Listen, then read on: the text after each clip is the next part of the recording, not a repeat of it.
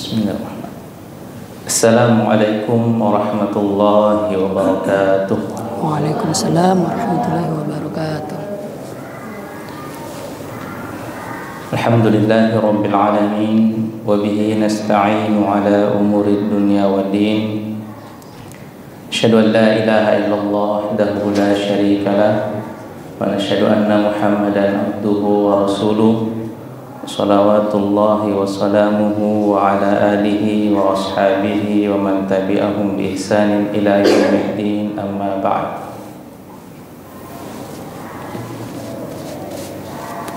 Jamaah salat maghrib Masjid Al-Mubarak yang dirahmati oleh Allah Subhanahu wa taala, kembali senantiasa kita memanjatkan puji syukur kita kepada Allah Subhanahu wa taala, yang mana Allah senantiasa melimpahkan kenikmatan, anugerah kepada kita semua, terlebih masih memberikan kita kesehatan, sehingga pada malam hari ini kita masih bisa menghadiri kajian yang kita rutinkan. Dan itu bukti bahwasanya Allah menginginkan kebaikan untuk kita semua, sebagaimana hadis Nabi SAW, man yuridillahu bihi khairan yufaqihu fid din. Siapa yang Allah inginkan baginya kebaikan, pasti Allah akan pahamkan baginya agama. Salawat dan salam juga semoga senantiasa curahkan kepada Rasulullah sallallahu alaihi wasallam serta para keluarga beliau, para sahabat-sahabatnya, dan juga pada seluruh kaum muslimin yang senantiasa mengikuti sunnah-sunnah beliau sampai hari kiamat. Bapak Ibu yang dirahmati Allah Subhanahu wa taala, sebelumnya mohon maaf karena sudah lama untuk kajian hadis Arba'in Nawawiyah ini sudah terjeda ya. Mungkin ada 3 pertemuan, dan alhamdulillah pada hari ini kita bisa melanjutkan kembali, yang mana kita sudah berada di hadis keempat dari kitab Arba'in An-Nawawiyah. An Abi Abdurrahman Abdullah bin Mas'udin radhiyallahu anhu qala, dari Abu Abdurrahman Abdullah bin Mas'ud, yang diridai Allah atasnya, beliau berkata, haddatsana Rasulullah sallallahu alaihi wasallam wa huwa shadiqul masduq. Rasulullah sallallahu alaihi wasallam menyampaikan kepada kami, dan beliau adalah orang yang benar lagi dibenarkan. Inna ahadakum yujma'u khalquhu fi batni ummihi 40 yawman nutfah. Sesungguhnya setiap kalian dikumpulkan penciptaannya pada perut ibunya sebagai setetes mani selama 40 hari. Thumma yakunu 'alaqatan mithla dhalik. Kemudian dari setetes mani berubah menjadi setetes darah selama 40 hari pula. Thumma yakunu mudghatan mithla dhalik. Kemudian setelah setetes mani kemudian berubah menjadi setetes darah ya, atau segumpal darah, menjadi segumpal daging selama 40 hari pula. Thumma yursalu ilaihi al-malak fayunfakhu fihi fir-ruh. Setelah proses tadi, maka dikirimkanlah satu malaikat dan ditiupkan atas janin tersebut ruh. Ya, sudah ditiupkan atasnya ruh. Wa yu'maru bi arba'i kalimat. Dan pada malaikat itu diperintahkan untuk menetapkan 4 perkara atas janin tersebut. Bikatbi rizqihi wa ajalihi wa amalihi wa syaqiyun aw sa'idun. Yaitu ditetapkan atasnya 4 perkara, ditetapkan rizkinya, ajalnya, amalnya, dan juga apakah nanti dia bahagia sengsara atau sengsara selama hidupnya. fa wallahi alladzi la ilaha illa ghairuh, maka demi Allah yang tidak ada Tuhan yang berhak disembah selainnya, inna ahadakum la ya'malu bi amali ahli jannah hatta ma yakunu bainahu wa bainaha illa dhira' fayasbiqu alaihi alkitab fayamalu bi amali ahli nar fayadkhuluha. Demi Allah yang tidak ada ilah, tidak ada Tuhan yang berhak disembah selainnya, sesungguhnya di antara kalian ada yang perbuatannya atau senantiasa melakukan perbuatan ahli surga hingga jarak antara dirinya dan surga tinggal sejengkal atau tinggal sehasta, akan tetapi telah ditetapkan baginya ketentuan dan dia di akhirnya melakukan perbuatan ahli neraka, maka masuklah dia ke dalam neraka. Wa inna ahadakum la ya'malu bi amali ahli nar hatta ma yakunu bainahu wa bainaha illa dhira' fayasbiqu alaihi alkitab fayamalu bi amali ahli jannah fayadkhuluha.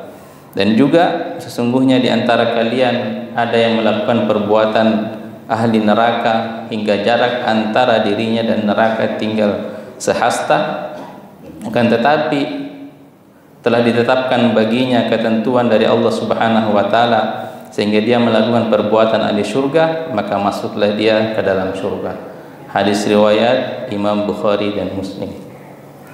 Jamaah yang dirahmati Allah Subhanahu wa taala, ini juga salah satu hadis yang banyak faedah yang bisa kita dapatkan di dalamnya, di mana hadis ini dibawakan oleh sahabat Abdullah bin Mas'ud atau yang kita kenal dengan Ibnu Mas'ud radhiyallahu anhu, dan beliau ketika ingin menyampaikan hadis tersebut, di awal hadis beliau mengatakan as-sadiqul masduq, bahwa kita disampaikan oleh Nabi SAW dan beliau adalah orang yang benar dan lagi dibenarkan, orang yang jujur dan juga dibenarkan, senantiasa apa yang diucapkan dibenarkan. Kenapa Abdullah bin Mas'ud atau Ibnu Mas'ud menegaskan di awal ucapannya dengan kata-kata tersebut? Karena hadis ini mengandung hal-hal yang gaib. Jadi apa yang akan disampaikan, apa yang telah disampaikan oleh Rasulullah SAW melalui sahabat Abdullah bin Mas'ud adalah perkara-perkara yang gaib. Sebagaimana Nabi SAW mengatakan bahwasanya sesungguhnya seseorang ya ketika ingin diciptakan, yaitu fase penciptaannya itu bermula dari setetes mani di dalam perut ibunya ya. Setetes mani selama 40 hari. Kemudian dari setetes mani berubah menjadi setetes darah atau segumpal darah. Kemudian dari segumpal darah tersebut yang juga 40 hari menjadi segumpal daging selama 40 hari. Dan setelah dari 4 fase tersebut, yaitu hitungannya adalah 40 hari dikali 3, 120 hari, barulah diutus malaikat untuk meniupkan ruh ke dalam janin tersebut. Dan ini adalah salah satu mukjizat kenabian ya. Mukjizat kenabian. Dan bagaimana bisa seorang Nabi SAW yang pada saat itu belum ada kecanggihan teknologi ya, mungkin semacam kita USG ya, di zaman sekarang kalau ingin melihat bagaimana perkembangan janin yang ada di dalam perut ibu. Tapi Nabi SAW mengabarkan, dan ini adalah perkara gaib, dan tentunya Nabi mendapatkan wahyu dari Allah Subhanahu wa taala. Karena pada pekan sebelumnya, pelajaran-pelajaran sebelumnya kita sudah menyampaikan bahwasanya tidak ada yang mengetahui gaib kecuali Allah Subhanahu wa taala. Illa man irtada mir rasulin. Tapi Allah akan kabarkan kepada orang yang Allah ridhoi ya, dari rasul-rasulnya, dari utusan-utusannya. Nah, jadi di sini menunjukkan mukjizat kenabian Rasulullah SAW. Dan banyak ilmuwan dari yang spesialis ya di bidang kedokteran itu, ilmuwan-ilmuwan barat itu setelah mereka mengetahui, padahal mereka baru menemukan setelah adanya teknologi, Dan ketika disampaikan bahwasanya itu sudah ada ratusan tahun sebelum kamu menemukan, kamu mengetahui proses perkembangan janin tersebut, dan itu sudah disampaikan Rasulullah sallallahu alaihi wasallam. Dan banyak di antara ilmuwan yang mereka masuk Islam setelah mengetahui kebenaran daripada ajaran agama Islam. Dan tidak hanya daripada perkara ini, penemuan-penemuan yang lain itu banyak para ilmuwan yang masuk Islam setelah mereka membuktikan, mengintegrasikan antara penemuan atau riset ilmiah yang mereka lakukan, ternyata sudah diberitahukan, sudah diinfokan oleh Allah Subhanahu wa taala beberapa abad yang lalu. Contohnya di dalam Al-Qur'an Allah Subhanahu wa taala menyebutkan matsalul ladzina ittakhadhu min dunillahi awliya'a kamatsalil ankabuti ittakhadhat baita. Perumpamaan orang-orang yang menjadikan pelindung selain daripada Allah, artinya mereka menyekutukan Allah, mereka menjadikan Tuhan yang lain sebagai pelindung daripada Allah. Allah memberikan perumpamaan seperti perumpamaan seekor laba-laba yang membuat rumah. Wa inna auhanal buyuti labaitul ankabut. Sesungguhnya serapuh-rapuhnya rumah adalah rumah laba-laba. Ya, padahal yang namanya rumah itu menjadi pelindung harus kokoh, ya. Di situ Allah menyebutkan ittakhadat baita. Dalam bahasa Arab, Bapak Ibu, itu dibedakan antara pengucapan bagi laki-laki dan perempuan. Misalnya akala, seorang laki-laki sedang makan, telah makan. Tapi kalau seorang perempuan yang telah makan, bahasa Arabnya akalat, ada tak sukun di akhirnya. Qara'a, seorang laki-laki yang sedang membaca. Qara'at, seorang perempuan yang telah membaca. Qara'at, jadi ada tak. Dan di sini di firman Allah yang saya sebutkan tadi, Allah menyebutkan ittakhadat baita. Seekor laba-laba betina yang membuat rumah. Nah, kenapa disebutkan laba-laba betina? Ternyata setelah dilakukan riset ilmiah, ternyata hanya laba-laba betina yang mampu membuat sarang. Laba-laba laki-laki itu tidak bisa membuat sarang. Mungkin dia bisa membuat jaring hanya untuk turun misalnya, tapi kalau untuk membuat sarang, laba-laba laki-laki tidak mampu membuat sarang. Nah, bagaimana Nabi bisa mengetahui? Padahal di zaman itu belum ada teknologi. Nah, itulah diantara mukjizat kenabian. Dan masih banyak hal dalam Al-Quran yang Allah sudah sebutkan dan nanti baru diketahui di zaman sekarang atau di zaman mungkin tahun 1900-an. Seperti contoh jasad Fir'aun, mumi Fir'aun. Itu mumi Fir'aun nanti ditemukan kalau tidak salah itu 1800-an, tahun 1800-an. Dan seorang peneliti ilmuwan meneliti di tahun 1920 itu menemukan jasad Fir'aun, dan setelah dipeliti ternyata terdapat zat-zat garam yang ada dalam tubuhnya, dan hal itulah yang membuatnya sehingga awet, ya. Nah, kan memang kalau kita biasa ingin mengawetkan itu dikasih garam dan lain sebagainya. Tapi yang menjadi menjadi pertanyaan, yang pertama dia sudah menemukan satu kebenaran bahwasanya Firaun ini ternyata betul-betul tenggelam di lautan, makanya terdapat banyak zat-zat garam dalam tubuhnya.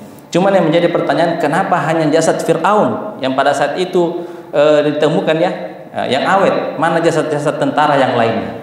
Nah, dan ternyata 1400 tahun yang lalu Allah sudah menyebutkan dalam surah Yunus, "Falyawma nunajjika bi badanika litakuna liman khalfaka ayat." Setelah ini ayat yang panjang tentang kisah Fir'aun setelah ditenggelamkan, kemudian di ayat selanjutnya Allah mengatakan, "Maka pada hari ini kami menyelamatkan jasadmu Fir'aun litakuna liman khalfaka ayat, sebagai pembelajaran bagi orang-orang yang datang setelahmu." Nah, jadi Allah sudah menyebutkan, kami pada hari ini kami selamatkan jasadmu. Artinya selamatkan jasadnya, dijadikan nanti diawetkan menjadi mumi sehingga menjadi pelajaran bagi orang-orang yang datang setelahmu. Nah, dan itu yang setelah dia tahu, dia buka literatur baik dari Taurat, dari Injil tidak ditemukan, dan nanti dia temukan dalam Al-Quran, dan hal itulah yang menyebabkan dia masuk ke dalam Islam. Nah, dia menemukan kemukjizatan dari Al-Quran. Kemujizatan dari apa yang disampaikan Allah Subhanahu wa taala melalui Rasulullah sallallahu alaihi wasallam. Sebagaimana hal ini juga. Di zaman itu belum ada USG ya yang bisa melihat bagaimana perkembangan janin yang ada dalam perut seorang ibu. Tapi Nabi sudah menyampaikan. Dan juga di ayat di surah Al-Mu'minun Allah mengatakan tsumma khalaqnal nutfata 'alaqatan fa khalaqnal 'alaqata mudghatan fa khalaqnal mudghata 'idhaman fa kasawna al-'idhama lahma. Kemudian kami jadikan setetes air mani, kemudian menjadi segumpal darah, kemudian menjadi segumpal daging, kemudian barulah ditumbuhkan tulang-tulang, kemudian dari tulang-tulang itulah dibungkus dengan daging. Dan itu prosesnya sebagaimana disebutkan oleh Nabi Shallallahu Alaihi Wasallam sebanyak 120 hari. Dan dari sini para ulama mengambil pelajaran fikih. Jadi jika seorang janin yang sudah melewati masa hari 120 dan itu sudah ditiupkan ruh ke janin tersebut, maka jika seorang ibu yang keguguran melebihi dari 120 hari, maka berlaku padanya sebagaimana orang yang sudah meninggal, yang sudah hidup kemudian meninggal. Jadi misalnya ada seorang ibu yang hamil kemudian melewati 120 hari, mungkin 4 bulan ya, 4 bulan keguguran, maka itu anaknya dimandikan, kemudian disolatkan, dikafani dan dikuburkan, kemudian juga dikasih nama dan diakikahkan sebagaimana kata para ulama. Itu sepakat para ulama ya, sepakat para ulama. Adapun kalau misalnya sebelum mencapai 4 bulan atau 120 hari keguguran, maka tidak berlaku hukum-hukum seperti yang saya sebutkan tadi. Tuh, kalau sudah mencapai, karena sudah ditiupkan ruh, sudah ditiupkan ruh. Makanya setelah 120 hari atau 4 bulan, maka tidak boleh menggugurkan kandungan. Apapun alasannya, itu sama halnya kalau kita membunuh seseorang. Meskipun sebelum 4 bulan itu juga tidak boleh menggugurkan ya, haram hukumnya, tapi dosanya tidak sampai batas sebagaimana kalau dia membunuh. Tapi kalau sudah mencapai 120 hari atau 4 bulan, maka tidak boleh digugurkan dengan alasan apapun. Bahkan ada ulama sebagaimana Syekh Utsaimin mengatakan, kalau ada dokter yang mengatakan misalnya ya, sudah lebih dari 4 bulan sudah ditiupkan atasnya ruh, kemudian dokter mengatakan kita harus menggugurkan janin tersebut karena ibunya akan meninggal kalau kita janinnya dipertahankan. Para ulama katakan tidak boleh. Meskipun dengan alasan nanti ibunya meninggal ya. Kenapa? Karena seseorang, dalam kaidah kita tidak boleh membunuh seseorang untuk menyelamatkan seseorang. Contoh misalnya ada seorang bapak-bapak dan anaknya ya, bapak-bapak yang sudah tua renta dan anaknya yang masih muda di padang pasir dan tidak ada perbekalan apapun.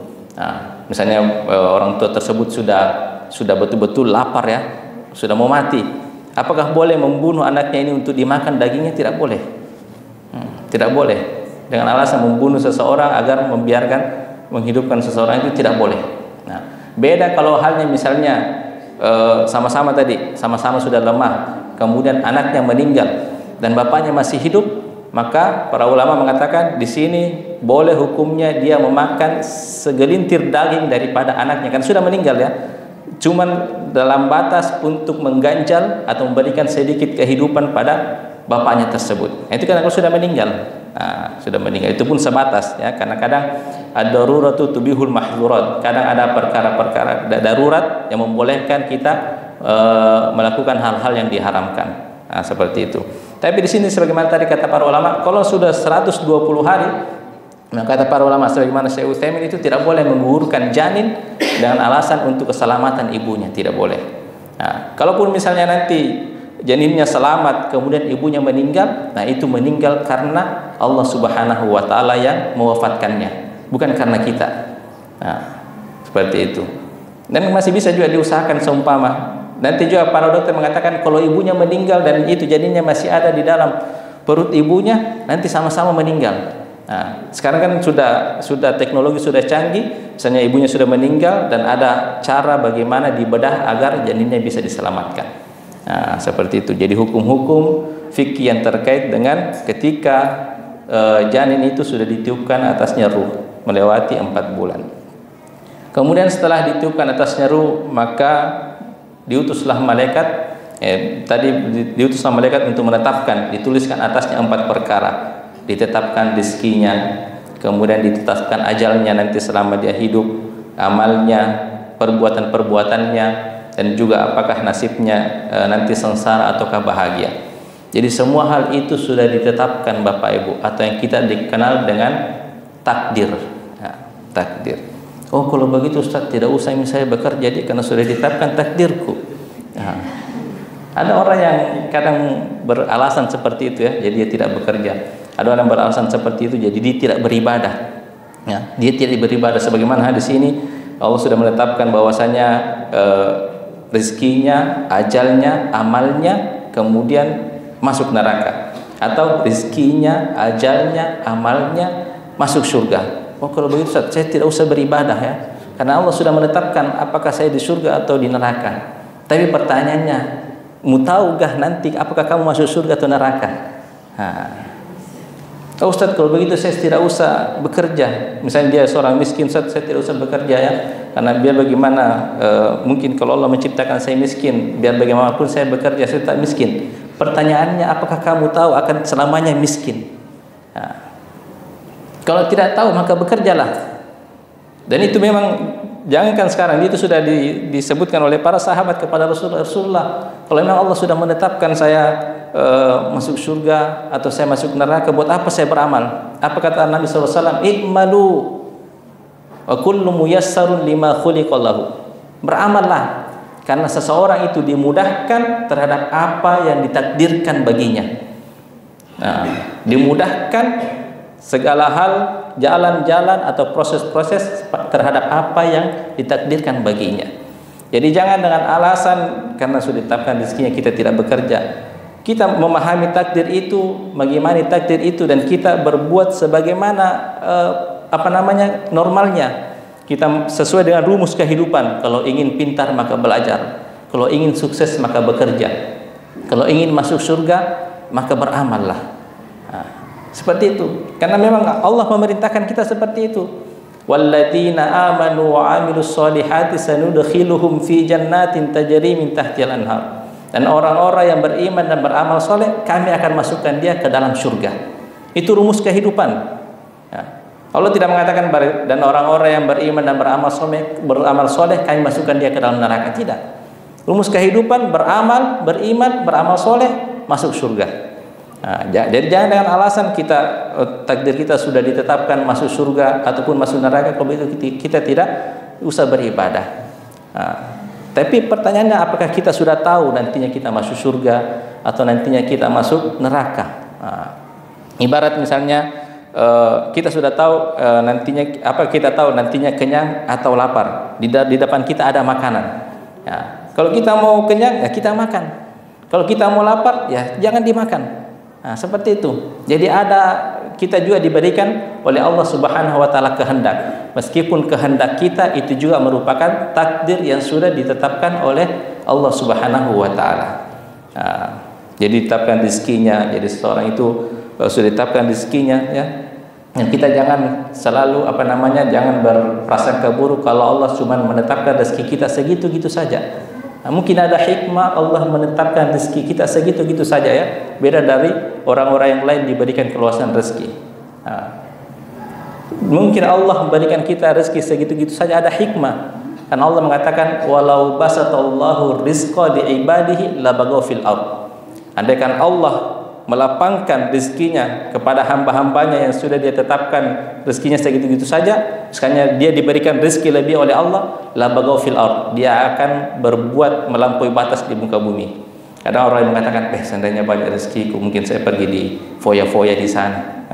Seandainya hikmahnya Allah tidak berikan saya rezeki banyak, seandainya banyak, saya karakternya suka berfoya-foya, suka pergi dugem dan lain sebagainya.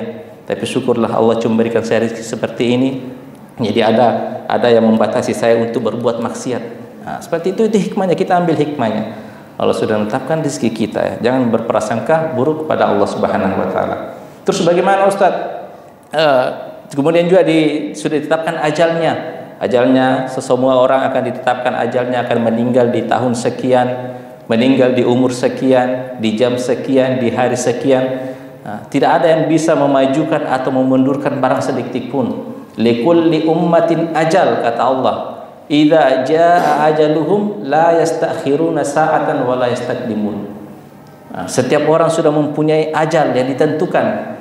Jikalau ajalnya sudah datang, la yastakhiruna sa'ah, tidak akan mampu diundur barang sedetik pun, wa la yastaqdimun, dan juga tidak dimajukan. Saya pernah membaca kisah Israiliyat. Kisah Israiliyat dalam kitab Tafsir Al-Qurtubi At-Tabari. Jadi suatu ketika Nabi Sulaiman mengadakan pertemuan dengan bersama perdana menterinya, ya. Taruhlah Presiden Jokowi dengan bersama menteri-menterinya. Kemudian datang seseorang. Jadi tengah-tengah diadakan rapat, datang seseorang. Seseorang itu tiba-tiba duduk di dekat Nabi Sulaiman alaihissalam. Dan orang itu ada satu menterinya Nabi Sulaiman, perdana menterinya, yang selalu dia tatap dengan tatapan yang tajam. Dia tatap terus, ya, dengan tatapan yang tajam, sampai-sampai menterinya itu takut. Karena selalu ditatap, ya, selalu dilihat oleh orang tersebut. Setelah dia mungkin beberapa menit melihatnya dengan tatapan yang tajam, dia pergi. Selesai rapat, maka menteri yang selalu dilihat tadi tersebut, dia datang kepada Nabi Sulaiman. Ya Rasulullah, siapakah orang tersebut? Apa kata Nabi Sulaiman? Oh, itulah malakul maut. Wah, kaget dia. Dan kenapa dia selalu melihatku?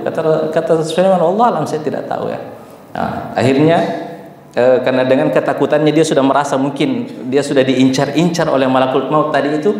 Akhirnya dia berkata kepada Nabi Sulaiman, ya Rasulullah, bolehkah saya meminjam kendaraanmu? Apa kendaraannya Nabi Sulaiman? Angin, ya, yang bisa terbang secepat kilat. Ya, dengan perintah Nabi Sulaiman alaihissalam atas izin Allah. Kata Nabi Sulaiman, untuk apa? Biar bagaimanapun kau tidak akan bisa menghindari namanya ajal. Tapi tidak apa-apa, saya berusaha. Akhirnya dia meminjam angin Nabi Sulaiman, kendaraan Nabi Sulaiman untuk mana? Berangkat ke India. Karena Nabi Sulaiman di Palestina, ya, berangkat ke India. Ya, dan itu jauhnya jarak ribuan kilometer. Akhirnya berangkatlah dia. Sesampainya di India, ternyata malakul maut sudah ada di sana menunggunya. Sampai langsung dicabut ajalnya. Nah, akhirnya malakul maut tersebut datang kembali kepada Nabi Sulaiman. Apa kata Nabi Sulaiman? Wahai malakul maut, kenapa tadi kamu selalu menatap menteriku itu? Saya juga heran, wahai Nabi Sulaiman. Allah sudah menetapkan bahwa orang tersebut akan mati di India, meninggal di India di jam sekian, pukul sekian, tapi kenapa dia masih ada di sini? Padahal jaraknya ribuan kilometer. Tapi kita tetap harus percaya dengan takdir Allah. Akhirnya saya tinggalkan, saya menunggu di India. Pas saya sampai di India, ada Tommy juga sampai. Akhirnya saya tinggal mencabut nyawanya. Jadi begitu, ya. Jadi biar bagaimanapun kita berusaha aina ma takunu yudrikumul maut walau kuntum fi burujim musyayyadah, ya. Dimanapun kalian berada, pasti tetap akan mendapati kematian meskipun berada di benteng lagi kokoh. Qul innal mautal ladzi tafirruna fa innahu mulaqikum, ya. Katakanlah sesungguhnya kematian yang kamu lari daripadanya pasti tetap akan menjumpai. Jadi itu kita sudah tetapkan ajalnya, ya. Kalau begitu Ustaz, apa maksud daripada hadis Nabi SAW mengatakan tentang keutamaan silaturahmi, ya? Silaturahmi dapat memperluas rezeki, memperpanjang umur. Man ahabba yubsatalahu fi rizqihi wa yus'alahu fi atharihi falyasil rahimahu. Apa maksudnya itu? Apakah berarti kita merubah takdir, ya? Kata Syekhul Islam Ibnu Taimiyah ketika menjelaskan hadis tersebut, yang dimaksud dirubah, yang bukan dirubah itu adalah tapi kualitas, bukan tentang waktu umurnya, tapi kualitas umurnya. Ya, kualitas umurnya, mungkin ada orang sama-sama 70 tahun, ya, umurnya 70 tahun, tapi yang satunya sakit-sakitan, yang satunya sehat bugar, ya. Meskipun sudah tua, atau yang satunya mungkin umurnya kegiatannya cuman warung tidur, makan tidur, akhirnya meninggal, tapi yang satunya kualitas hidupnya itu diberikan taufik oleh Allah beribadah, diberikan taufik oleh Allah untuk bersedekah dan lain sebagainya. Nah, seperti itu. Meskipun itu semua adalah takdir oleh Allah Subhanahu wa taala yang sudah ditetapkan. Jadi kita Bapak Ibu yang dirahmati Allah Subhanahu wa taala, dalam mengimani takdir itu kita melakukan amalan, melakukan kegiatan sebagaimana normalnya, ya, sebagaimana terkait dengan rumus kehidupan. Kita untuk ingin sukses bekerja, ingin masuk surga beramal, ingin masuk neraka ya jauh dari Allah Subhanahu wa taala. Seperti itu. Kemudian Nabi SAW mengatakan, inna ahadakum la ya'malu bi amali ahli jannah. Sesungguhnya salah seorang kalian melakukan amalan ahli surga, tapi fayasbiqu alaihi kitab, tapi catatan takdirnya sudah mendahulunya, kemudian dia melakukan amalan ahli neraka, kemudian dia masuk dalam neraka. Di hadis yang lain disebutkan, artinya dia selalu memang melakukan amalan-amalan ahli surga secara zahir. Di hadis riwayat Imam Muslim, fima yabdu linnas, apa yang nampak pada manusia. Dia melakukan amalan-amalan ahli surga yang nampak pada kita. Oh, masya Allah, orang itu solatnya bagus, sedekahnya bagus. Itu secara zahir. Ternyata batinnya lain daripada zahirnya. Dia melakukan amalan ahli surga hanya ingin dikatakan orang-orang soleh. Niatnya beda. Di hadis ini ada penjelasan di hadis yang lainnya. Inna ahadakum la ya'malu bi amali ahli jannah fi ma yabdu linnas, yang nampak pada manusia, tapi yang Allah tahu dia sembunyikan keburukan yang berbanding terbalik dengan apa yang dia lakukan secara zahir. Karena memang ada hadis Nabi SAW yang mengatakan awwalu ma yusa'aru bihi fi ahlin nar, nanti yang pertama kali akan diseretkan wajahnya dalam neraka, itu yang pertama adalah orang yang jihad fisabilillah, yang syahid, istilahnya meninggal di medan perang. Meninggal di medan perang. Kenapa bisa? Dia ketika dikatakan apa yang kamu lakukan di dunia, kata dia, oh ya Allah, saya berperang, membunuh banyak pasukan, kemudian saya meninggal. Tapi apa kata Allah Subhanahu wa taala? Kadzabta, engkau berdusta. Sesungguhnya kamu melakukan itu liyuqal, kamu lakukan itu agar ingin dikata orang-orang pemberani, hanya ingin dipuji sebagai orang yang pemberani dan lain sebagainya. Maka dia pun diseret ke dalam neraka. Kemudian yang lain dipanggil juga, apa yang kamu lakukan selama di dunia? Saya mengaji ya Allah, mengajarkan orang, senantiasa mengaji dengan memperindah bacaan saya. Tapi kata Allah, kadzabta, engkau berdusta. Sebenarnya engkau melakukan itu liyuqal, agar ingin dikata kamu adalah qari, penghafal Al-Quran. Hanya yang dikata bahwasanya bagus cara baca Al-Quranmu. Jadi di sini maksudnya adalah memperbaiki batinnya, memperbaiki niat. Apa yang nampak pada manusia sebagai amalan-amalan di surga, belum tentu batinnya sebagaimana apa yang dilakukan oleh zahirnya. Apa yang kamu lakukan di dunia? Ya Allah, saya bersedekah di masjid ini, bersedekah di pesantren ini, rajin bersedekah, menyumbang, berinfak. Kadzabta, kata Allah, engkau berdusta. Sesungguhnya kamu melakukan itu semua liyuqal, hanya ingin dikatakan kamu adalah orang yang dermawan. Maka seretlah dia ke dalam neraka. Jadi itu Bapak Ibu yang dirahmati Allah Subhanahu wa taala. Jadi apa yang nampak belum tentu apa yang sesuai dengan apa yang ada dalam batinnya ketika dia melakukan suatu amalan-amalan ahli surga. Maka ketika kita beribadah kepada Allah Subhanahu wa taala dengan sungguh-sungguh, baik itu zahir maupun batin, maka tentunya rumusnya adalah kita akan dimasukkan ke dalam surga. Kemudian ketika seseorang di sini bisa jadi dia selama hidupnya melakukan perbuatan-perbuatan ahli neraka, ya. Tapi bisa jadi ada amalan tersembunyi, amalan andalan yang dia lakukan yang orang lain tidak lihat. Itu banyak kisah-kisah terhadap seseorang yang dia memperlihatkan yang mungkin melakukan maksiat, tapi ternyata ada amalan andalan atau amalan yang pernah dia lakukan, dan amalan itulah yang menyebabkan dia masuk surga. Sebagaimana hadis Nabi SAW yang mengatakan ada yang orang masuk surga karena seorang pelacur ini masuk surga karena dia memberikan air minum seekor anjing yang kehausan, sampai saking hausnya anjing tersebut lidahnya menjulur dan sudah lemah, sudah meninggal, ya. Sudah mau meninggal. Kemudian pelacur itu mengambil sepatunya dan dia turun di sumur, ya, berusaha bagaimana mengambil air di sumur dengan sepatunya, dan dia meminumkan kepada anjing tersebut. Dan pada saat itu tidak ada orang yang melihatnya, karena keikhlasannya menyelamatkan anjing tersebut, maka Allah mengampuninya dan memasukkannya ke dalam surga. Seperti itu. Jadi bagaimana agar kita memperbaiki juga kondisi batin kita, Bapak Ibu yang dirahmati oleh Allah Subhanahu wa taala. Itu. Dan juga sekarang juga ada yang menafsirkan hadis tersebut adalah innamal a'malu bil khawatim. Sesungguhnya amalan kita itu tergantung akhirnya.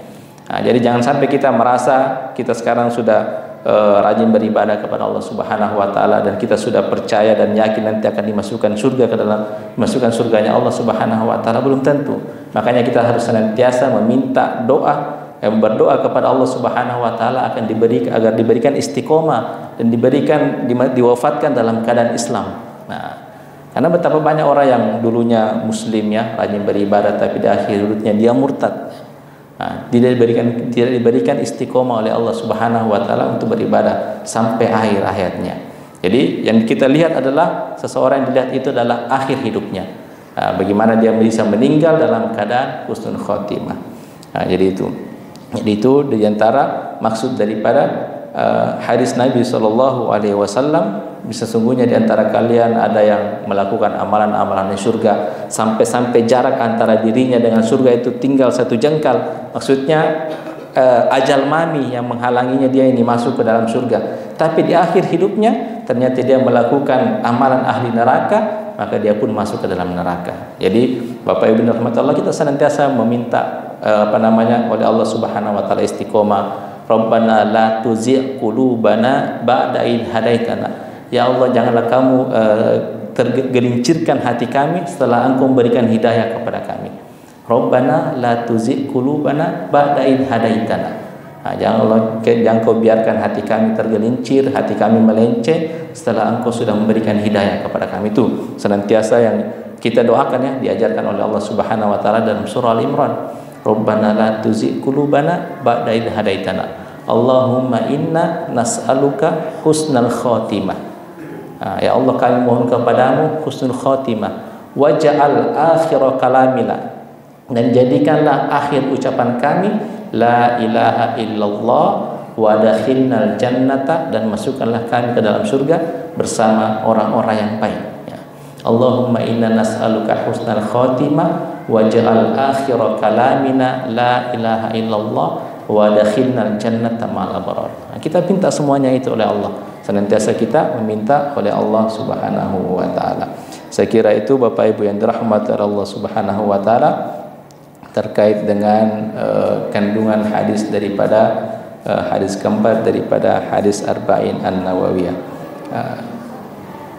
Wassallallahu ala nabiyina Muhammad wa akhiru da'wana alhamdulillahi rabbil alamin. Ya, itulah pembahasan kita terkait dengan hadis keempat, yaitu takdir ciptaan manusia. Itu sudah tertulis dan kemudian ada beberapa poin. Yang pertama, proses penciptaan manusia, ya, dan yang kedua bagaimana kemudian tadi sempat dibahas oleh Ustaz bahwa ketika seseorang melakukan kebaikan, bahkan tinggal sejengkal mau masuk surga karena ada keburukan yang dia lakukan, akhirnya batal masuk surga. Dan ketika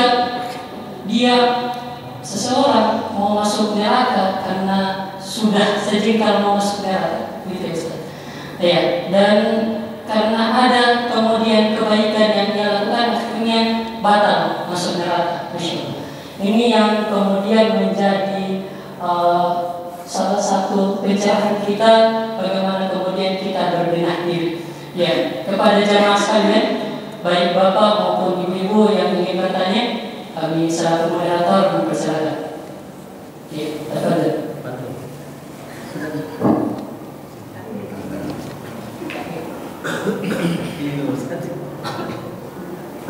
Bismillahirrahmanirrahim. Saya mau bertanya Ustaz, yang pernah saya alami. Ada keluarga yang berguguran kayaknya 6 bulan, tapi sudah berbentuk, sudah manusia, sudah ada kelaminnya. Tapi waktu saya urus itu Ustaz, saya sendiri memandikan, saya sendiri mengukurkan, mengkabani, terus saya berdua juga bapaknya pergi kubur, saya sendiri juga masuk dalam, saya berdua bapaknya,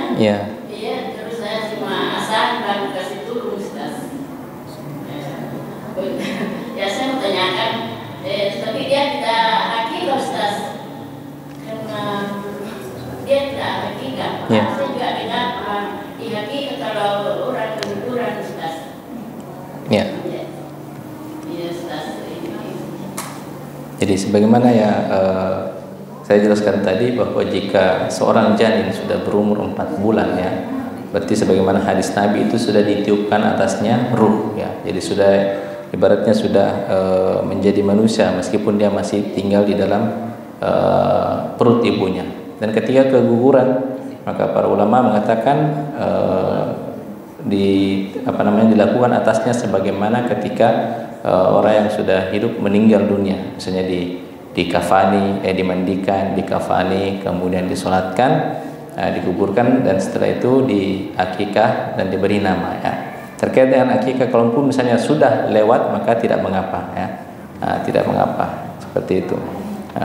Sebagaimana tadi dalilnya Rasulullah SAW sabda, wasaqatu yusalla alai, dan bayi yang keguguran itu disolati dan doakan ya kedua orang tuanya dengan ampunan dan rahmat.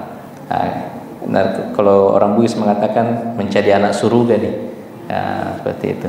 Itu menjadi insyaallah, karena sudah kita mungkin jelaskan sebelumnya bahwasanya bayi yang meninggal ketika dia muslim orang tuanya, maka itu sudah otomatis menjadi ahli surga, penghuni surga.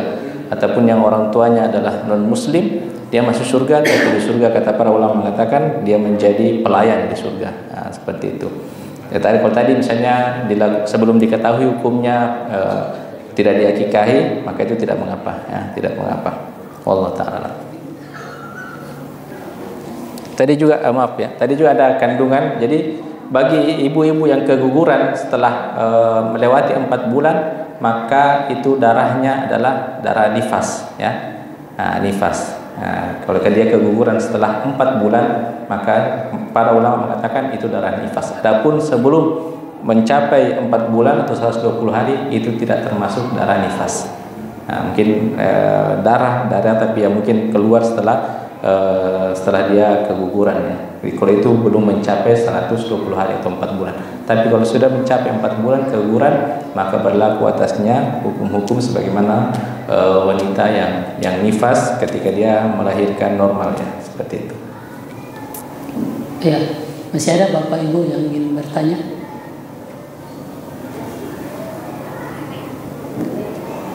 Ya, mungkin kalau Bapaknya Furqan.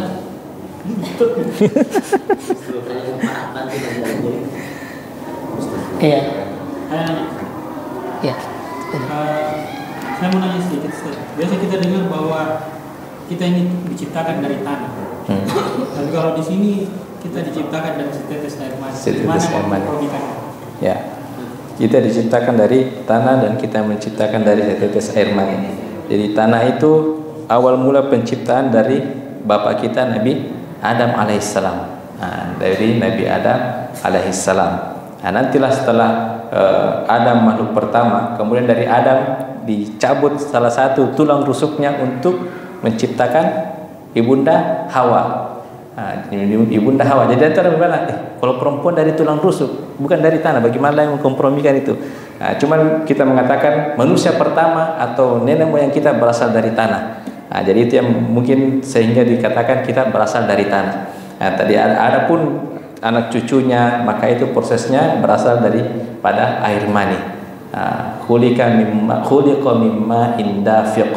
Diciptakan dari air yang terpancar, artinya diciptakan dari air mani. Mungkin cuma asal usulnya kita diciptakan dari tanah. Begitu menurut saya cara mengkompromikan itu. Bapak kita diciptakan dari tanah, yaitu Nabi Adam alaihissalam.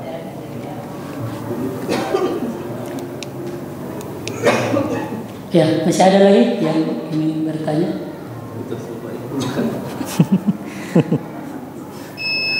Ya, mungkin sudah tidak ada Ustaz, mungkin sudah bisa di close. Ya, Bapak Ibu yang dirahmati Allah Subhanahu wa taala, di antara rukun iman yang kita sudah pelajari sebelumnya adalah iman kepada takdir Allah Subhanahu wa taala, baik yang baik maupun yang buruk. Dan kita tidak dan Allah itu tidak ditanya mengapa dia menciptakan ini, mengapa Allah menciptakan keburukan, mengapa Allah menciptakan iblis dan lain sebagainya. Sebagaimana kaidah mengatakan dalam Al-Quran, la yus'alu amma yaf'alu wa hum yus'alun. Allah tidak ditanya apa yang dia perbuat, tapi kitalah yang ditanya apa yang kita lakukan. Jadi kita lakukan saja sebagaimana yang sudah ditetapkan oleh Allah Subhanahu wa taala. Kita beramal saja sebagaimana yang sudah Allah syariatkan, perintahkan kepada kita. Adapun nanti akhirnya kita serahkan kepada Allah Subhanahu wa taala. Tentunya kita berharap kita termasuk orang-orang yang menjadi ahli surga ya, sebagaimana yang kita ibadah yang kita lakukan, sebagaimana amalan yang kita lakukan. Dengan amalan itu kita berharap dikumpulkan oleh Allah Subhanahu wa taala bersama para anbiya, bersama orang-orang soleh dan bersama orang-orang baik lainnya di dalam surganya Allah Subhanahu wa taala yang penuh dengan kenikmatan. Wa akhiru da'wana alhamdulillahirabbil alamin.